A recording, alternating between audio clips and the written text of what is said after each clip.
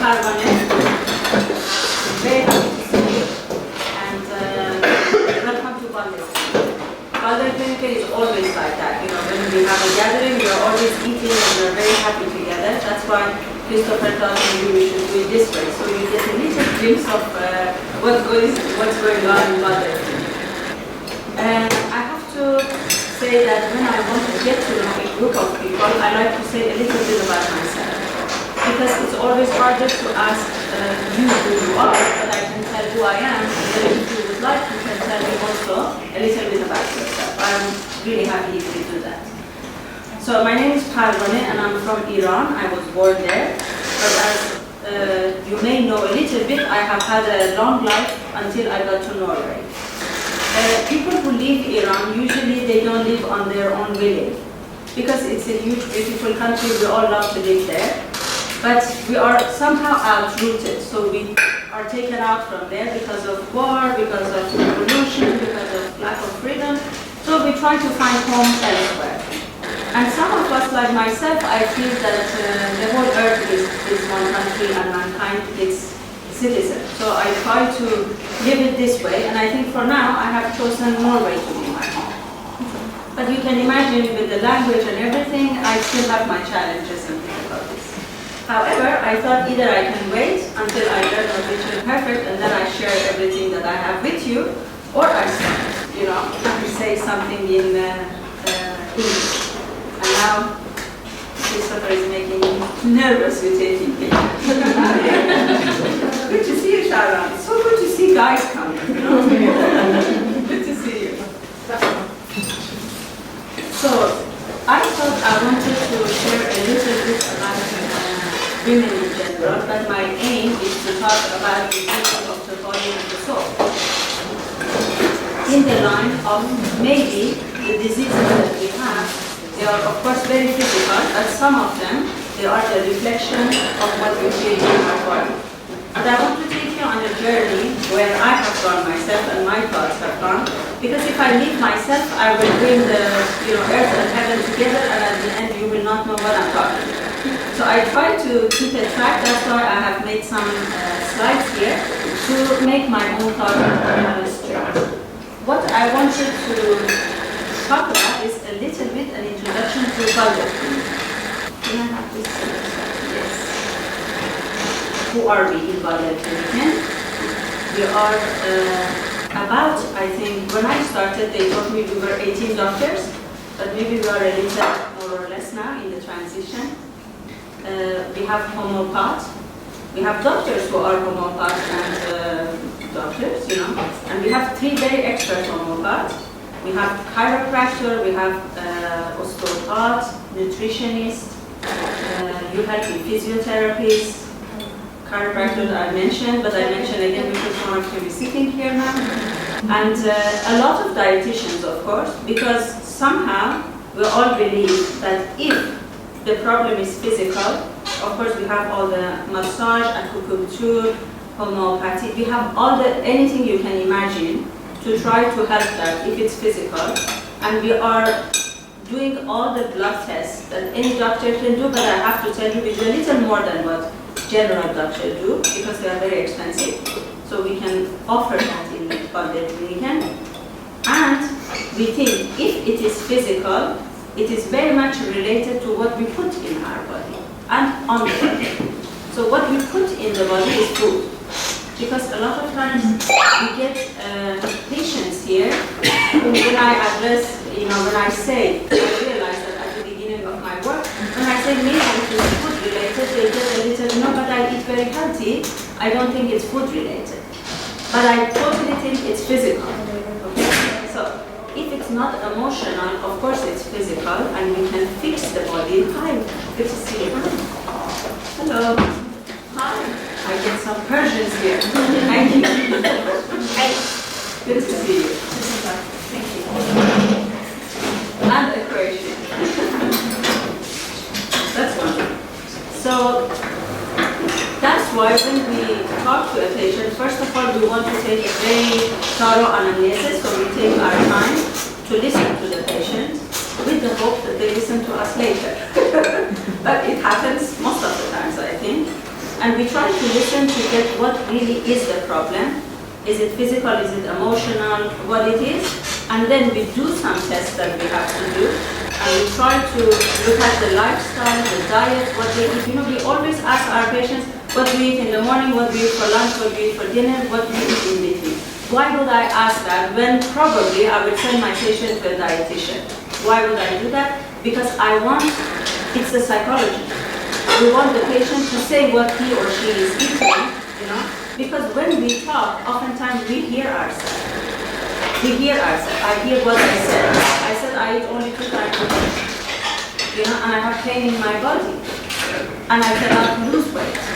So, because probably I'm not eating enough, you know, for the body to start moving and to have a higher metabolism. Because some bodies, some type of bodies, they have to eat more often to have a sugar balance and be able to lose weight.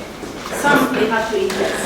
But these are all based on the tests that we do and the information that we collect, then we tell our patients. Okay?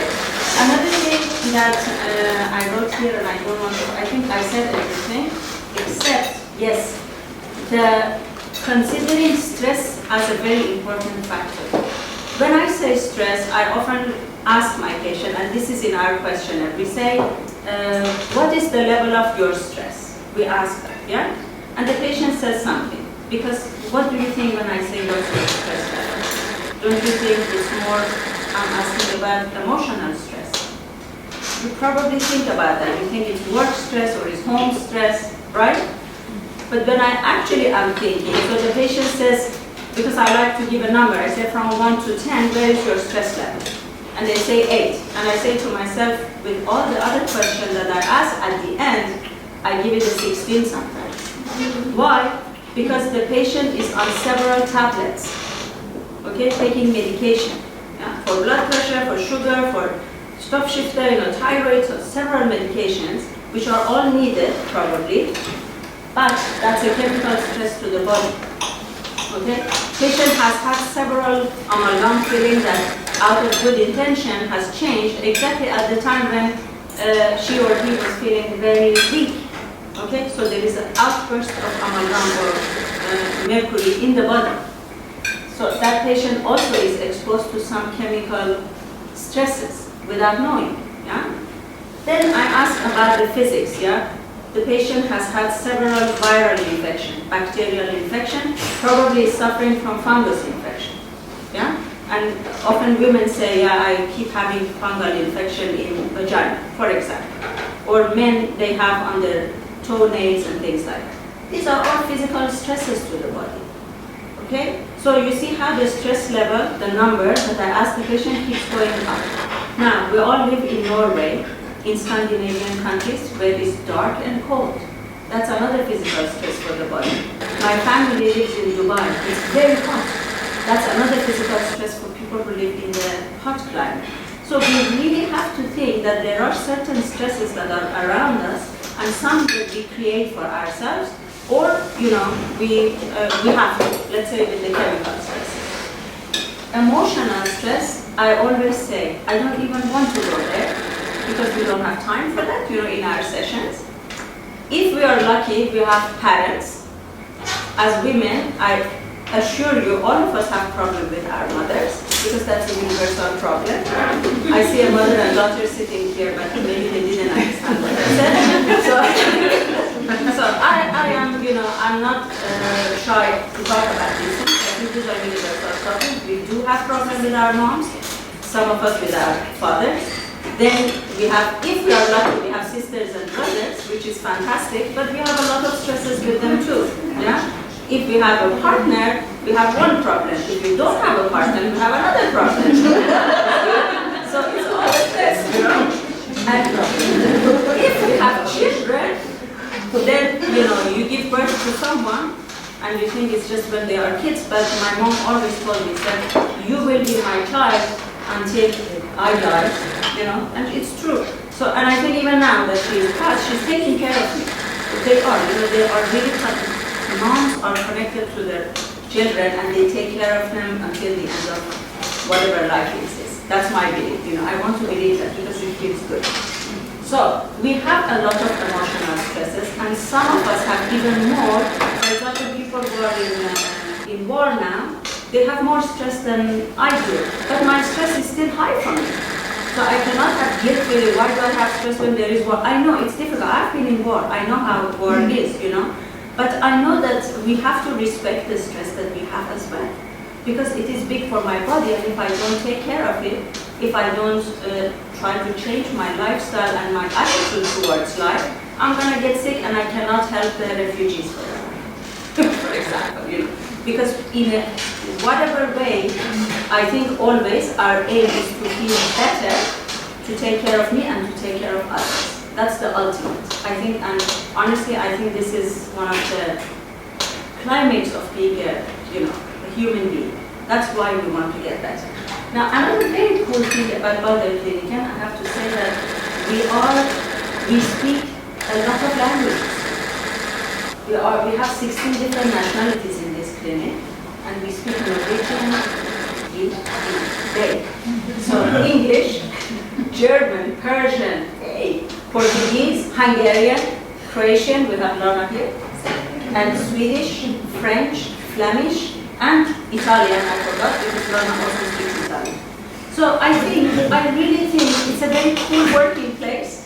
I have to say that, because we provide for different nationalities and different languages to feel comfortable to sit and feel that they are listened to, right? So that's why I choose to work in this place, actually.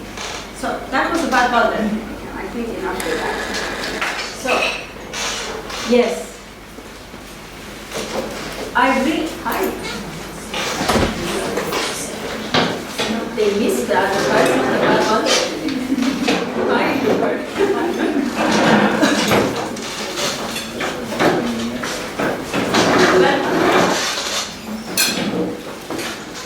So, yes, talking about women now, I would like, of course, to ask you to tell me, when you hear the word femininity, what comes to your mind, please? Because I have something, but I want to expand it with you. When the word femininity comes to your mind, just give me some word. What comes to your mind?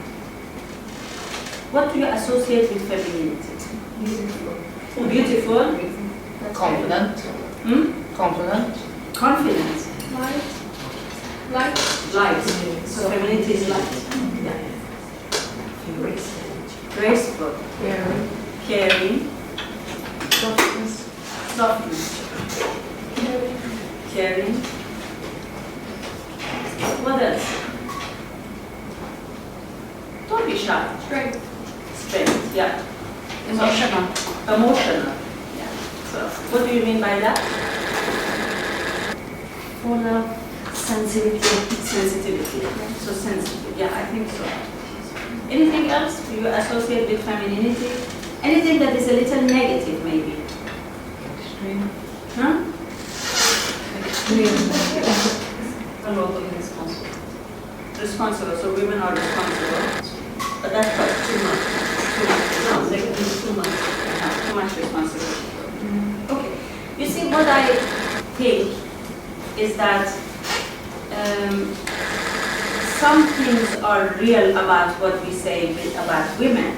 Some of them are made up, and it's not really who we are. I really feel that. Because we are influenced in our lifelong, if we look at it from the time that we are born until today, I am made of the events of my life. War has affected me, revolution has affected me. Okay? Starvation in Norway has affected people from years ago. But we have that. Okay? So it's okay for people, for example, to Norway to have fear of starvation. It's okay, because you have heard that from your grandparents, a lot of you. And it's okay if people who live in Iran, they are afraid of authorities or police, because there we are afraid of them. We don't think they are going to help us. Okay? So we are made of the events of our life. Therefore, our fears and our opinions also about women is what we have learned. For years and years, women have been introduced as someone who's a little weak. Sentimental, sensitive, but also weak. You know, a little second degree from men. I know that in Scandinavian countries, women don't want to believe that. But what I want to say here, and I dare to say that, if we become men in our workplaces, then we are not daring to be a woman. You know? And in a lot of European countries, forget about my area of work, Middle East, because there we really are trying to express ourselves and to be who we are. So we get certain diseases that is related to them.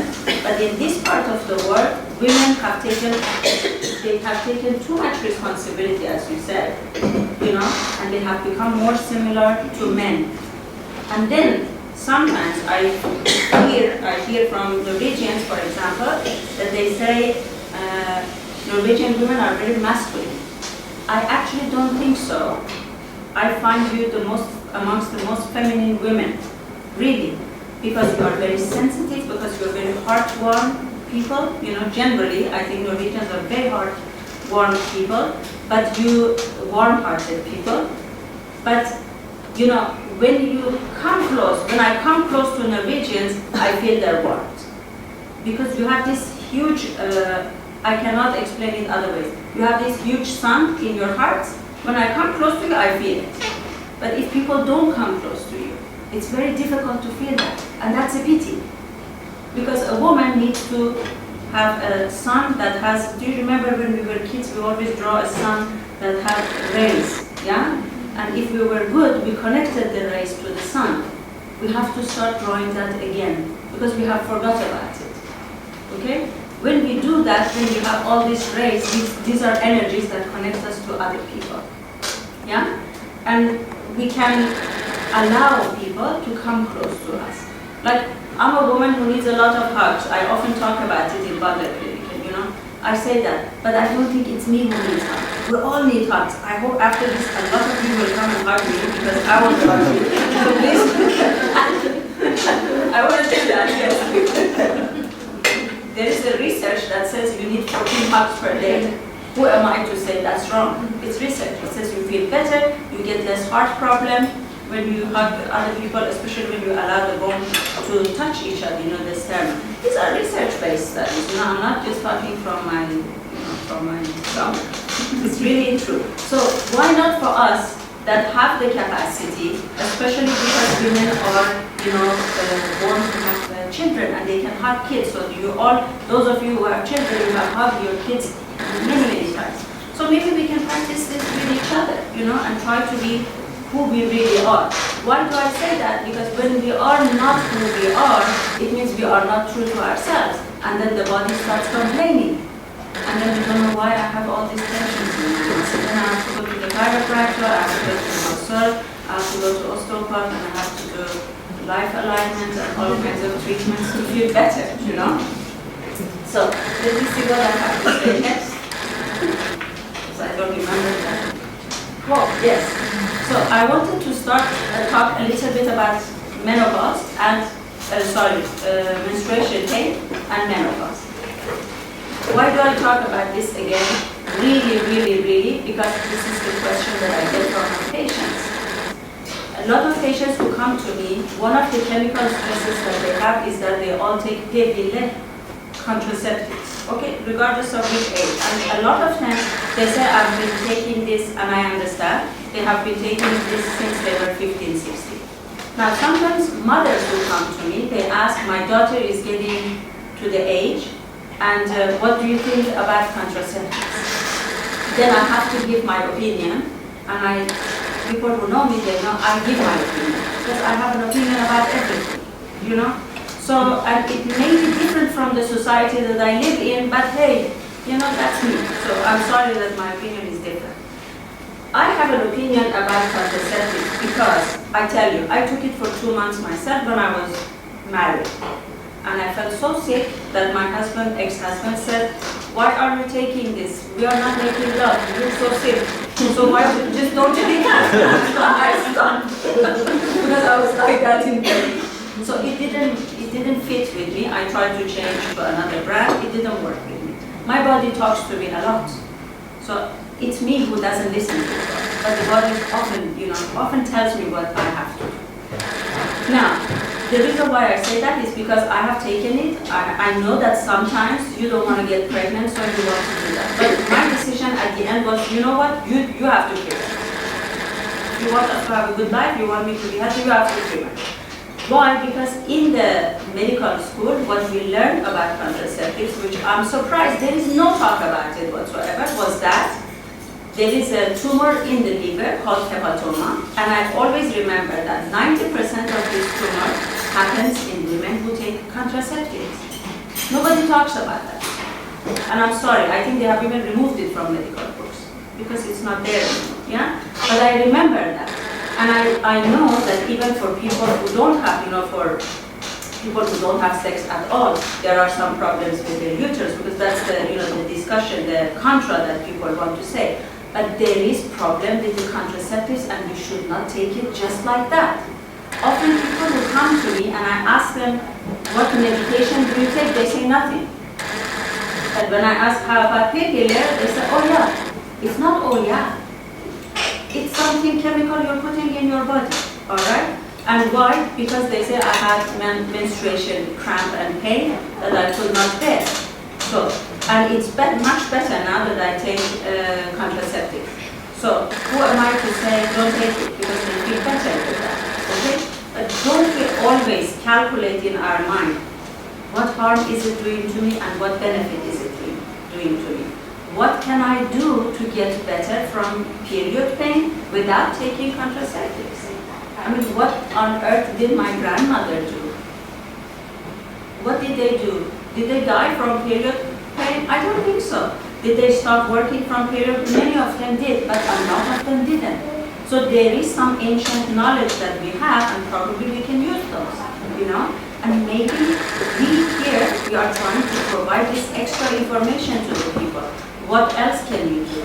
I'm sure each one of us who work in body can ask from chiropractor, osteopath, homeopath. Ask all of them. They all have a solution for period. They do. Okay? So my question again, or my concern is that many times it's not only the period pain. That is why we are taking it. The mother comes to me and says, my daughter is going to have party and is going to be drunk and I don't want her to get pregnant. Yes, if I had a daughter, I didn't want her to be pregnant at the age of 15, God forbid. Okay? But is that the solution? Or the solution is abstinence? Because I say you are in a committed relationship. First of all, I really do not think sex is for children. I think sex is for grown-ups. It's not for children. So that's what I say to the mothers who come to me and they ask me, what should I do with my 14, 15-year-old daughter when she wants to, I don't want her to get pregnant. Educate her. That's my answer. Educate her. Tell her what she is doing. It's a big world and she's a little girl, and so teach her about life. Okay, that's my answer to that. And I know it's very different from everybody, but I said it and it's recorded. So, yes. And he's gonna cut it and not put this part on it. Okay. Now, with the PMS, there are some things that matters, we can think about it. For example, there is a lot of craving for chocolate, yeah? A lot of us have craving for chocolate. Chocolate craving can have three reasons. One is magnesium deficiency, iron deficiency, or copper deficiency, copper, okay? We check that. If they are low, we add it, and then the patient feels better. By the way, copper deficiency can also make people feel depressed. So a lot of times when people talk about depression, I check that out. Okay? So few things that are there. Mood swings. People say I easily cry. What's wrong with crying? Do we feel bad if we cry? Is it bad if a woman cries? I cry every day. Every day, even if I don't, I make myself cry. Because it makes the skin glow, and it balances the salt. I want to tell you something about crying, Once there was a master that was asked about crying, I don't want to cry. And the master said, have you seen, and this person was crying in front of this master and felt a little bad and uncomfortable, as we sometimes, I used to, but not anymore. So he said to it, have you seen the oyster that gets a little dirt in it and then tries to get this dirt out of itself? So the oyster tries to rub and rub and rub and rub, and then at the end, after I don't know how many days or not, opens and there is a pearl there. Yeah? And then he said, tears are the pearls of the soul. So if they are pearls, I thought it's good for other people to see it. It's good, it's beautiful. Let them see my tears, It's beautiful. Because it's coming from something is in my heart, and I have been working on it a lot. I've been rubbing myself together. But then finally it comes out, okay? By the way, medically talking, the tears, they have a lot of salt in them. They have a lot of toxin in them. And they have some enzymes. So let it come. It comes out, it washes the face. I always feel my skin glows after that. And the salt is balanced, so medically, spiritually, I think it's great to cry. Why are we so worried about this? You know why we are? Because there is often someone else that we have to please. If my mother knew that it's okay for me to cry, I said, oh, what's wrong with you? But who said something? Nobody. It's a hormone. I have to cry. Just let me cry. I'm fine. Hug me if you want, but don't ask what has happened because nothing has happened. But if you ask too much, I have a lot of stories to tell you. Someone said that in the class, or the teacher said this. So I find excuses, but we actually don't have any excuses. We cry. So the body needs to balance itself. Let it do the job. Okay? So that's about cry. Cramps you have, as I said, magnesium, ginger tea, dark chocolate. Why dark chocolate? Because dark chocolate has this material in it that is the precursor of estrogen. It really does have that material. There was a very long article also once in Time magazine, but in research they have found it, that there is a precursor of estrogen, and when we take it, we feel a little good. Because what happens when we have our period is that the estrogen drops, and the progesterone, when we start eating, progesterone elevates. Yeah? When the estrogen drops, I'm like, oh my God, who am I? I'm not a woman anymore. Because I'm not. I feel that with that I'm a woman. And when that drops, I don't feel like a woman. So I go all nuts. But if I know about it, if I tell my daughter, I wish I had a daughter, I could tell her. But I'm telling you guys, some of these girls, they could be my daughters. Really, you're young, I'm old, I'm beautiful. So, if we know about these things and we fix with little things, who doesn't want to fix his PMS with a little dark chocolate? Everybody, yeah? So take that, I always say take a little bit as a medicine, think you're taking a tablet. But small pieces, 3 times a day. I prescribe that. I say a prayer for me. Yeah, she said take that. Alright, some of us, we can also be bloated and have constipation or diarrhea, yeah? Does it really have to do with the PMS? Yes, because it comes regularly. So I say the hormones are doing something to us. But with the gut, there is a long story about that. What happens in our intestine? I often tell the whole story to my patients, with the normal flora, we have the good bacteria, we have to take care of them because the good bacteria, they come down. The good bacteria, they come down with stress. And I said, before we talked about different stresses, who said this whole, cramp and pain? We have pain because the uterus is contracting. That's why we have pain. But it can be easier. We can take it easier. We can make friends with that, and then it becomes less. We can take magnesium and calcium in high doses, take some vitamin B, and it's going to be fine. So there are other ways, but instead of giving those things, it's easier to say take peptide. So let's be more creative.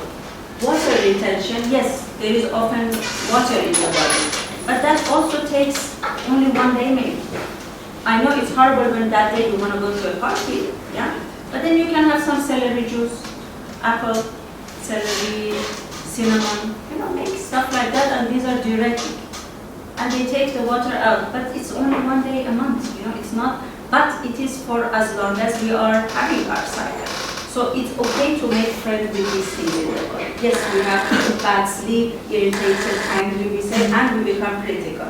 Yet when we say critical, I think poor, you know. So in times of stress, we often become worse in whatever qualities or negative stuff that we have. So it's good to be aware of that. I think more than anything else, the awareness is more important here. For us to know, I'm a woman with that.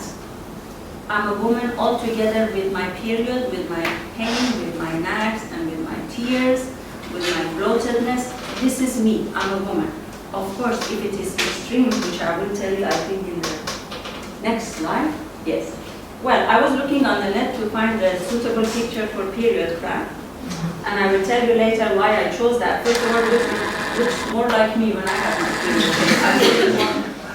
I look more oriental because I pressed my face and my body and I was sweating, so it looks more like that. And you feel like you get the stab from outside, whereas it was from inside. But you feel like something is attacking you from outside. Yeah.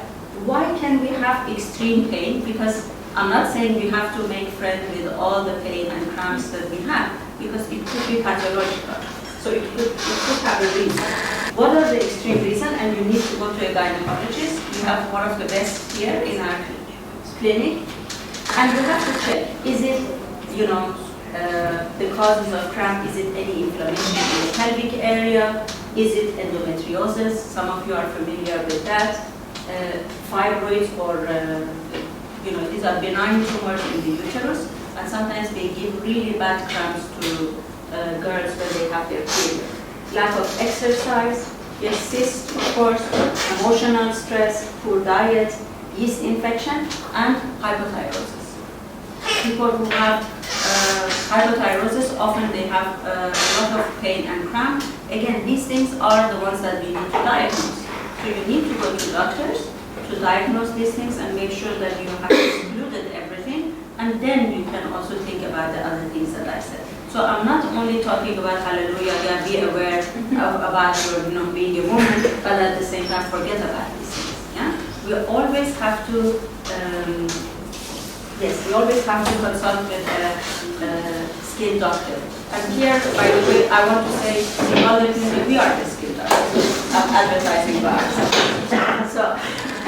So then comes after the period. I mean, that's one thing that we always have in our life. Comes pregnancy and childbirth. Childbirth, yeah?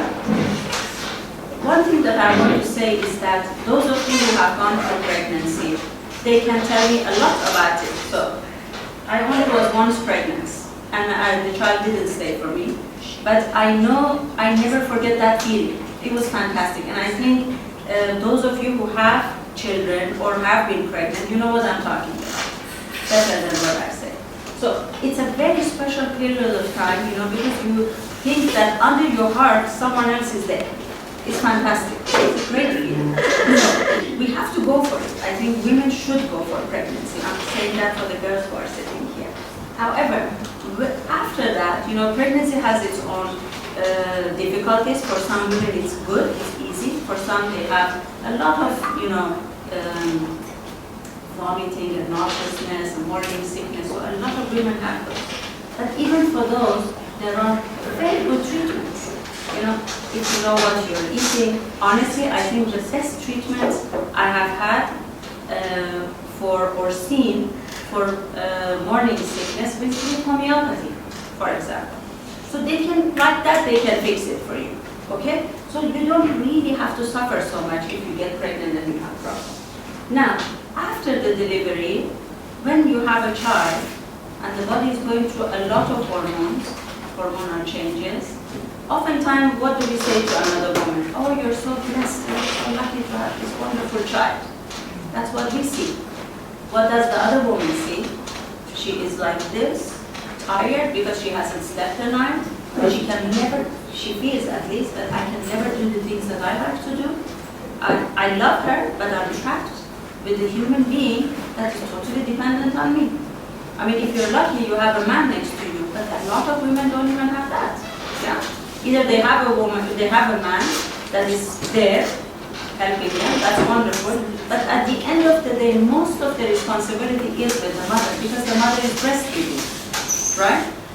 So, what I want to say to us women, when we see a woman who has a child, we should be really understanding, yeah, this is wonderful, but we should be understanding and sensitive to what we tell the other woman. Oh, you're so blessed. You're so lucky to have. That's not exactly what she wants to hear. Because oftentimes, for example, the hypothyroidism, the low function of the thyroid, or high hyperthyroidism, it happens right after the delivery. Why? Because poor woman is frustrated, is tired, is very stressed, and oftentimes, if you are in societies like in Iran or Middle East, or India, you have a whole family that is there and helps you. Even there, people, women get a problem with their thyroids. But in European countries, oftentimes you are on your own. If you are lucky, you have someone who helps you. But many times you are on your own, So this can happen to women after delivery. What I want to say is that we should be very understanding to each other's feelings, and try to be as much as we can caring, because that's a very feminine quality, towards each other. If we have a friend who has a baby, maybe we can help a little bit, And the problem is now I look at myself, my life is so full, I never have time to tell my girlfriend, can I take care of your baby? So what am I saying? Am I a hypocrite or what now, But what I'm talking about now is for all of us to change something here. I'm not perfect, and I'm standing here and talking. I always say, I just know a little bit about these things, and I like to share it with everyone. I want us to go together to this. Yeah? We need to make a little change here. We have to create communities around us. Communities. We have to be caring about the neighbors and, who are my neighbors? I don't know. All single guys or girls, I don't know who they are. But I have to maybe go and knock at the door, Yesterday I met one of them and I introduced myself, Denise. I don't know, his name is Denise. And then I said, Denise, I'm a social woman. I really like to know who are living here. And he laughed. He said, oh, you are? Because it was funny for him that I said I'm a social woman. I said, I didn't want to know who lives in this building, But he was happy about it. So I think next time if I go and knock at people, if I'm brave enough to do that, I'm going to make friends and we're going to have, grill party or whatever in my neighborhood. Why not, Because then I feel less lonely. You see? I feel less lonely and probably they do the same. So, yes?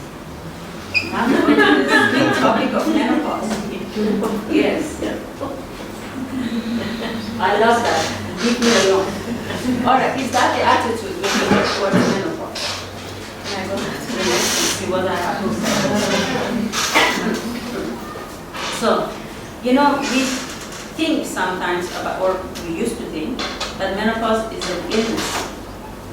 And oftentimes we relate it to I'm not a woman anymore. Because I don't have hormones, I don't get pregnant, probably dry vagina, so I'm not a woman anymore. Okay? Instead of thinking I'm wiser than before, probably I have some, family member around me, and I can share something with other people. Maybe share some wisdom. Yeah? But if a woman has such a stress already in the mind, thinking that I'm not a woman anymore, I'm not as desirable as I used to be, isn't that an extra emotional stress to us? Doesn't that bring more hot flashes and sweating? It does. Because those of you who are in this period, just think about it. Every time you have a heavy negative thought, the hot flash comes. You can just practice, and it's funny, because I do have hot flashes, and I laugh at myself, how it comes with the thought. When I think about something, and I'm just like, oh my God, what did that just happen? Whereas when we are fine and we are happy, it doesn't come. So, what is it? Is it totally hormonal or it's emotional? Okay? I think big time emotional, big time, because it's in the back of our mind. I am not a complete woman anymore. And that's sad. Because this doesn't make us, it's wonderful when we have it, but we had the period because we had to get pregnant. And now the body is protecting me from not getting pregnant because I can't take it anymore because of the age, or other reasons. So now I want to tell a little bit about who are we as women. I think we have 4 aspects to us as women. I always think we are like a pizza and we have 4 slices, It's us. We are team workers and team leaders as women. And we are mothers. And we are sexy and flirtatious. And we are spiritual beings. So, team workers, those of us who work, we know that we can be the best, in working with each other. We have all the qualities. If we use them or not use them, that's our choice, but we have them. And we are educated, so we learn them in schools and things like that. Or we are in communities where we learn team working. So that's one part of us. The other part of us is motherhood. We all have the capacity to be mothers. That's endowed, it's given to us. So it's a gift that we have. I am not a mother, but I am so much of a mother. Oh my God, I can mother everybody. Even the guys. And that's not good. Because I have too much of that. But also a part of us is sexy and flirtatious. So the other part of us, I'll get back to that. And the other part of us is that we are spiritual beings. So we have to know that we are connected to some kind of a spirituality. Okay? If I decide in my life that I only want to be a good team worker or a team leader, I'm going to be a businesswoman, and I forget about the rest, I'm going to get sick. If I decide that I only want to be a mother, I want to trap myself, I get frustrated. It's so easy, I get frustrated. That experience has shown that after a while, why? It's not because the society looks down at you. It's because you don't feel good, because you are not being spiritual, you are not being a team, you don't feel productive after a while. Although you're doing a great job with the kids, And with that, I don't mean to only be a mother at home, no. Because a mother at home, if she has the attitude of a team worker or a team leader, she's already doing that. But often we don't have that. We think, oh, I'm a housewife. But you're not. I always said to my mom, I said, you're a family manager. But she didn't. I thought she was a family manager. She thought she's only a housewife. So it frustrated her that everyone was going out working and she wasn't. You see? So, sexy and flirtatious, when I say that, I think, I'm always saying my opinion. I think a big smile on a woman's face is very sexy. And I think there are very few guys here, but they all melt when a woman smiles. Regardless of what you're wearing, it's not about us showing our body, It's nice. I always think the better body you have, the more you want to show it. I have to be honest, When I lose a little weight, I want to show myself a little. So we have to be honest with ourselves, But the guys, that's not what the guys want, I think. Yet, I haven't forgot that the media, what media is giving to men, is that picture of a woman is perfect.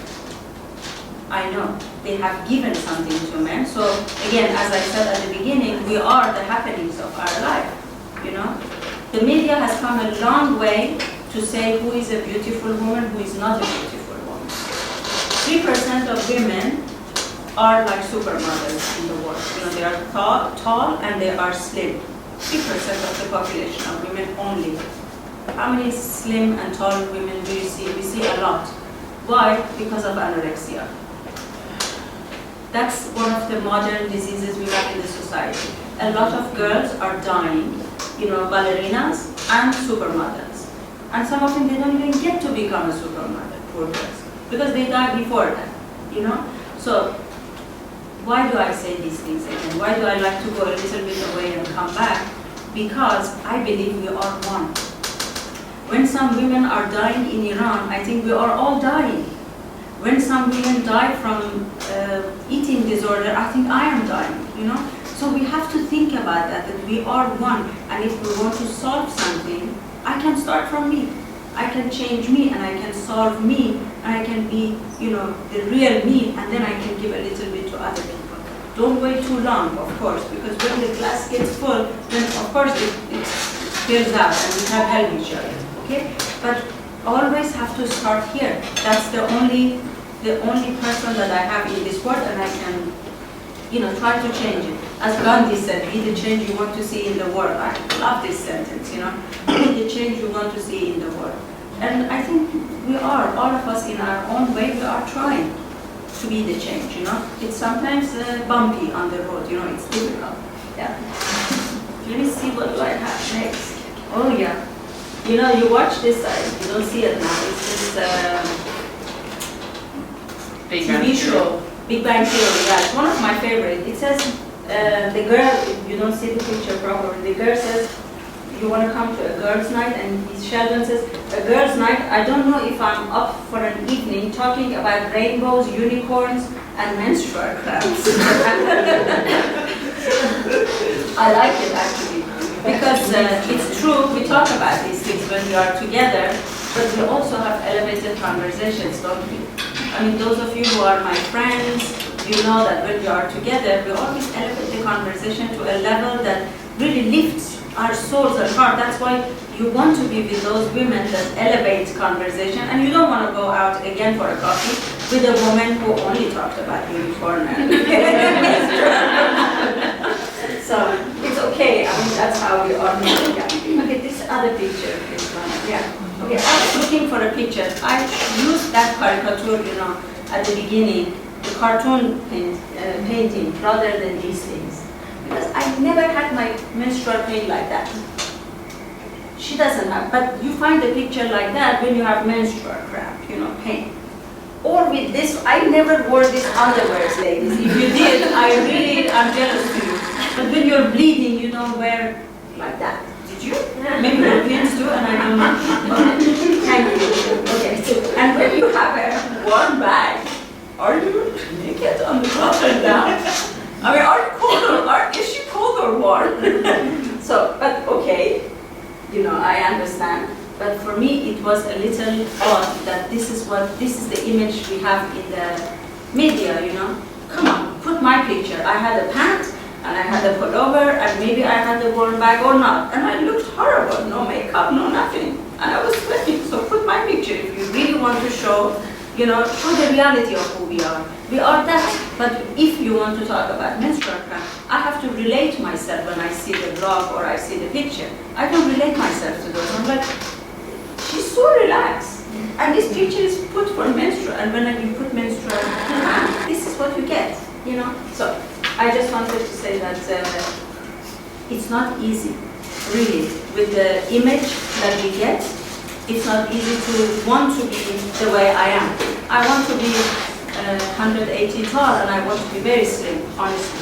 I have to work on myself, not to want that, because I know I can make myself taller, she's tall. I can make myself taller, and the danger is that I may want to make myself slimmer, because then you look better. So we really have to be careful about that, okay? Now, I want to bring it to the end slowly, maybe. Acceptance, I thought, is the main thing for us, for women. It's about our relationship with ourselves and the tone that we have in the relationship with ourselves. Because the tone that I speak to myself, that's the tone that I have with other people. People, they know me here in Balder Clinic, and sometimes I'm very soft. Sometimes I'm very tough, because that's how I am with myself. I've been very hard on myself in my life. That's why the achievements, but to be honest with you, the highest achievements I have is not in the degrees, it's not in medical school, is when I could forgive someone that really, really had hurt me.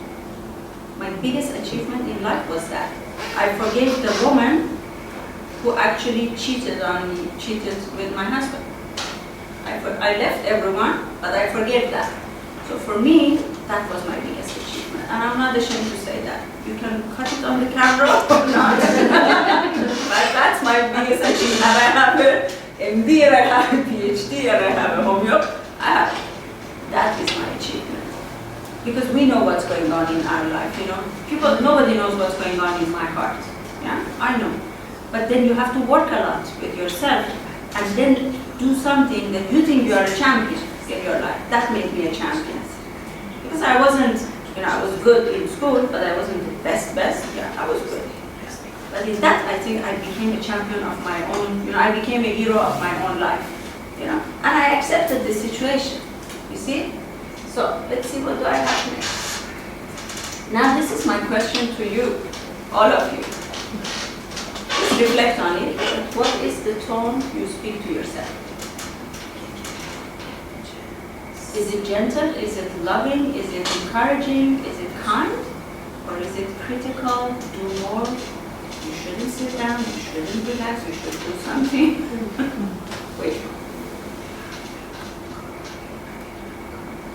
Okay. I used to ask my patients, what's the language you speak to yourself? And one of them once said, Norwegian. I've done that before, you know, someone said English or like I have to be wrong somewhere, and I realized I say language, but I really meant tone. So in this slide, I have the right one. Now, do you think that the encouraging words and the love has brought you where you are, or the critics and the nagging and everything? Which one has brought you where you are? Encouragement. Yeah. You know, it's encouragement, it's love, it's nurturing that brings us where we are. It's not the critic. But I used to think this way. I used to think that yes, because I pushed myself, I became who I am. But that's not true. Because I only remember the moments, you know, of happiness when someone said something loving to me. Or even my mom or the teacher or something, you know, when they said something loving, I remember that. And even today, when I say something loving to myself, I remember. But when I say something negative, it just has a negative imprint on me, but it doesn't have any weight, you know. It's a negative energy. All right? Let me see what I have here. So,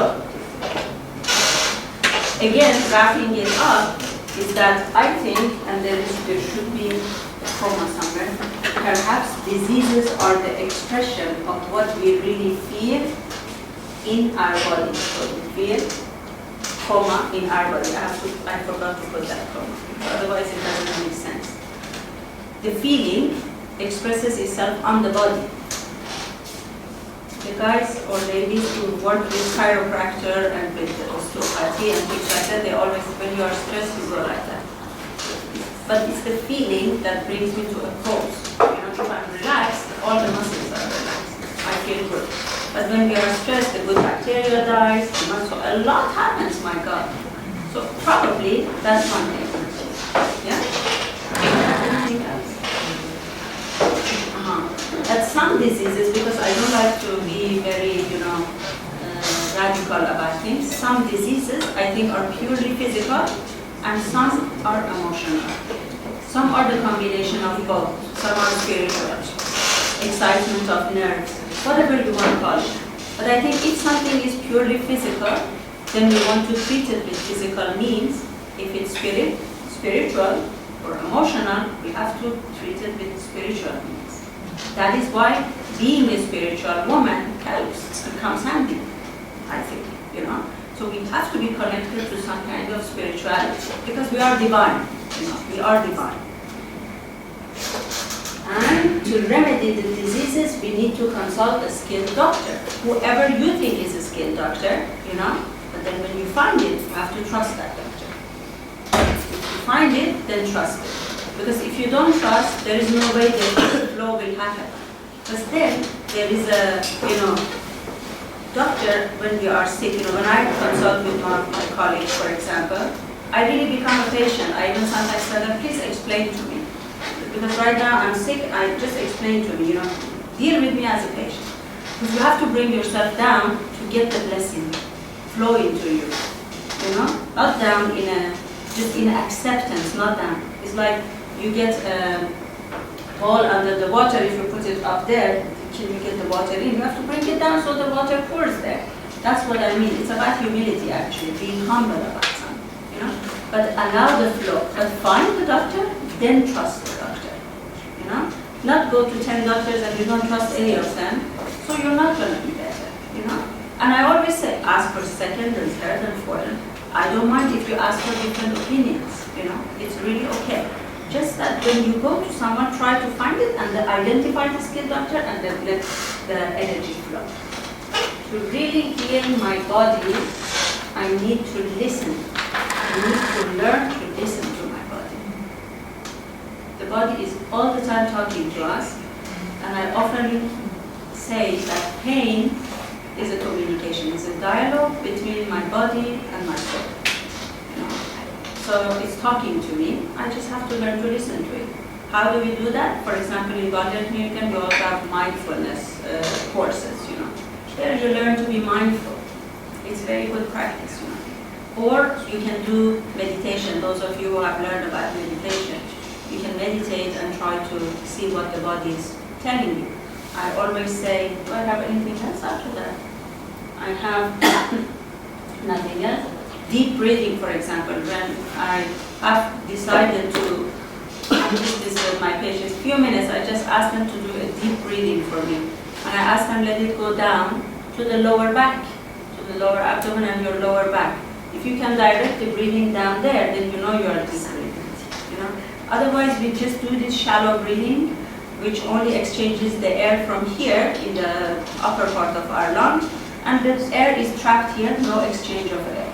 You know? So deep breathing, I always say 5 in the morning, 5 in the evening. I trick you like that because I know throughout the day you will do it because you will love it. It's so fantastic to do that. You know? So that's actually all I wanted to say for today. I think I already said a lot, but I love to talk.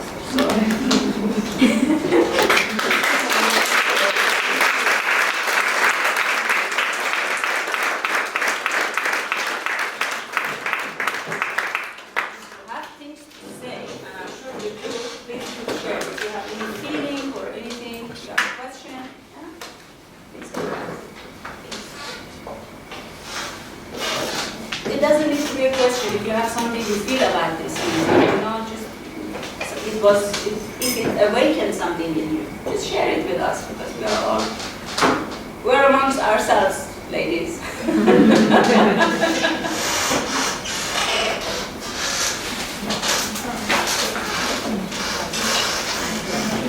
Yes. I would have a question. How could we men be better men for you women? You women. What do you say? How could we be better men for you women supporting? Oh, I don't know. I don't know that. You know, I have an opinion about it.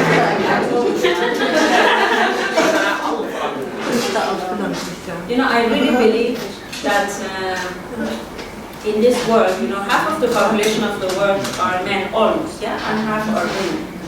And I see the whole life and the world as a bird with 2 wings. I think men are one wing and women are the other wing, okay? And until these 2 wings are not flying in harmony, this world doesn't fly. And the world is not flying yet. That's why we have all the wars. That's why we have wars. That's why we have addiction. That's why we have human trafficking. I think that's why we have all these problems. And a lot of diseases that we are not really treating, you know. So I think men have been really very strong wing of this bird. They should really support women to become strong. Because they are not full if we don't become full, you know, our full self. They don't become full neither. So we are useful together. And I absolutely believe in equality. I know I'm in the right country to believe in that. But even in this country, men should realize that and try to elevate women. You know, encourage them. But can they encourage us and elevate us if we don't do that to ourselves? See, so we have a big role here. I think we have to make the world peace because guys have made all wars, so we have to make the world peace. We have a lot to do. So we should start from somewhere. Yeah, be encouraging and loving as you are, Christopher. You really are an example. Really. Thank you. I think we should give a hand to this.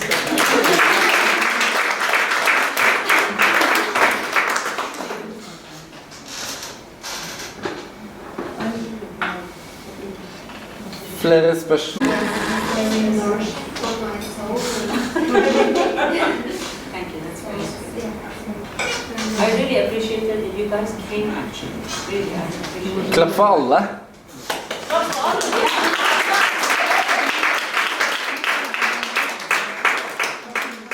Jeg vil gjerne si noe. Jeg vil snakke på norsk, fordi Pari skjønner godt norsk. Hun trenger å øve.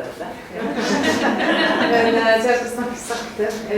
Det jeg synes var så flott med denne settingen, og den måten du snakker på, det er at du byr sånn på deg selv. Og da går det rett i hjertet våre, og da husker du så godt budskapet ditt. Så det gjorde stemningen veldig, veldig fin. Det er at du deler av deg. Thank you, because that's what I do. I want to share me, nothing else really. Thank you, that was very sweet. I kind of thought that was the essence of your presentation, to present me. Every woman should present me, the me of herself, to support and to dare showing that me, yes, to the world. Thank you, that's what it was. Yeah. I like it very much when you talk about that women should really care with each other. I think that we women really need to exercise to be kind with each other. We have been so hard with ourselves, but also we are so hard with your women. Thank you, that's really wonderful. I think that's really great. Yeah. I like very much the way you put these four aspects of being a woman, these four main things with being a co-worker, being a mothering, sex and flirting, and divine, because it makes sense to use all those qualities into the show.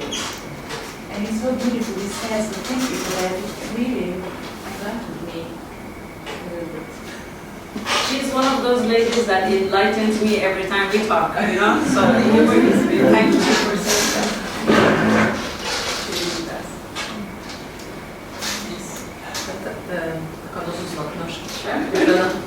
Jeg tenkte det som Of course I understand, but you can. Det som jeg tror er viktig, det er at du tør å gå i hjertet. Mer i hjertet i stedet for i hodet. Fordi at det er det som skaper veldig mye stress. Og når du tør å snakke om de tingene, så tenker jeg at da kommer de neste kvinner og tør å gjøre det samme. Forstår du hva jeg sa? Yes, I understand. Yeah, I'd like to say something about that. You know, I think we are very much connected to our hearts. But we are brain and heart together. You know, every decision that we make is a combination of our brain and our heart. It's like the fire and the match and the wood that makes the fire. So every decision I make in my life is from my brain and from my heart together. But the decision that I made when I was 21, probably my brain didn't know much, but my heart was very pure then. You know, so I made some decisions. Now the decision I make today, maybe my brain is more intelligent, but I don't know how pure my heart is. So I hope it is.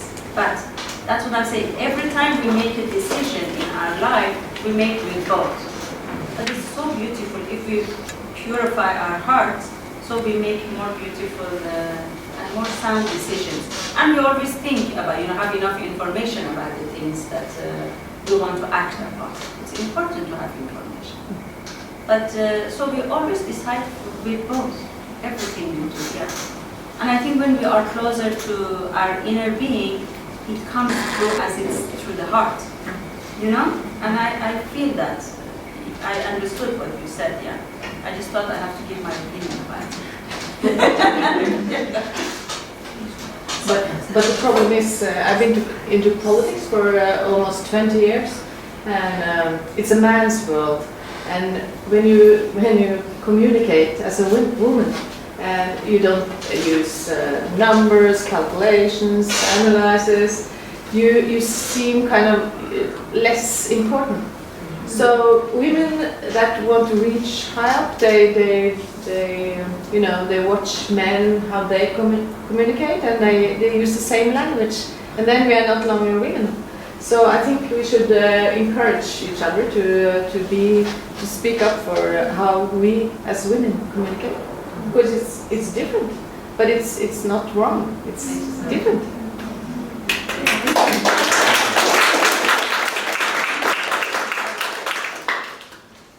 It's a tough work, though. I remember that I had some patients, not in Norway, another country, that were marketing managers, you know. And they said, I have to deal with men all the time. And I see myself standing like a man, and I even use bad words, you know, like a man. So, you know, and she was so beautiful and so, you know, so feminine. And she had all the care and love and alertness, everything. But she had to become a man, you know, and that's a pity. I think we have to try to get more connected to who we are, understand what is real femininity, and then connect to that and introduce that to the world. Because femininity is all those things, you know, that I think it's a lot of things. It's a lot of things, but we also relate it to negative things sometimes, you know. We have to be careful ourselves, you know, take care of each other more. We are one. I know all men and women are one, but it's nice when we think we belong to women of the world, you know. The pain of the women of the world is my pain, and my pain is the pain. So if I heal, everyone heals, and it's good for me to try to, you know, eat healthy, get rid of the diseases that I have, and then I can think better and I can feel better. So if I'm connected more to myself, the women of the world are more connected to themselves. There is no other way to change this. And it's beautiful. It starts here.